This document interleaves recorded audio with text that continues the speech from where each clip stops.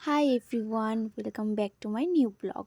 আজকে আমি তোমাদের সাথে শেয়ার করব 25শে ডিসেম্বর আমি সকাল থেকে রাত অবধি কী করেছি। তো সকাল সকাল আমরা রেডি হয়ে বেরিয়ে পড়েছি মায়ের মামা বাড়ি যাওয়ার জন্য। আর এই যে বাড়ি থেকে টোটোতে উঠে পড়েছি। আর রাস্তায় কোনো কুকুর বিড়ালকে দেখলে আমরা কখনো তাকে না খাইয়ে ছাড়ি না, সে আমাদের যতই লেট হয়ে যাক।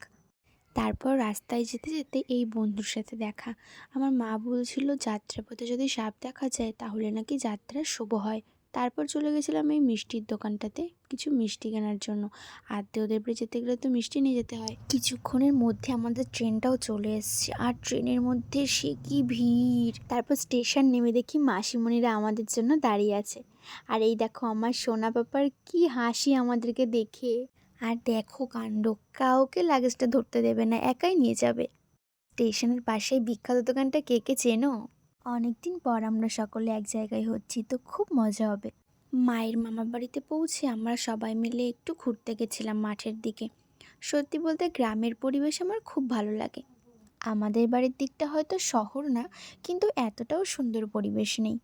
গ্রামের মাঝের এই সৌন্দর্য তুমি শহরে হাজার খুঁজলেও পাবে না। মাঠ থেকে আমি কিছু ব্রাহ্মী শাক তুলে নিয়েছিলাম বাড়িতে নিয়ে যাব বলে। গ্রামের দিকের এই স্পাউটগুলোতে স্নান করার যে কী মজা, সে যারা করেছে তারাই জানে। এখন হয়তো খুব একটা দেখা যায় না, কিন্তু খুব গ্রামের দিকে পাওয়া যায়।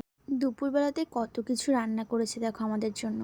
খাওয়া দাওয়া করে আমরা আবার বেরিয়ে গেছিলাম কয়েকটা মন্দির দেখার জন্য। আমি মহাদেবের কাছে বলছিলাম যেন আমার কাছের মানুষগুলোকে খুব ভালো রাখে, আর আমাকে যেন একটু মানসিক শান্তি দেয়, তাহলেই হবে। যেহেতু আমরা দুপুরে গেছিলাম তাই মন্দিরটা বন্ধ হয়ে গেছিল। তারপরে রাধাকৃষ্ণের মন্দিরটা দেখো কত সুন্দর, তাই না? আর এদিকে আমার ভাইয়ের কাণ্ড দেখো, সর্দি মানে আমার মায়ের মামিকে আমার ভাই কিভাবে প্রপোজ করছে, কত পাকা দেখো।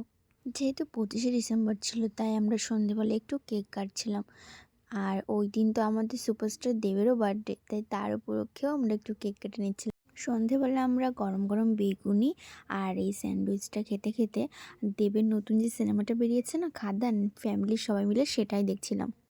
আর টিভি দেখতে দেখতে আমার মায়ের অবস্থা দেখো।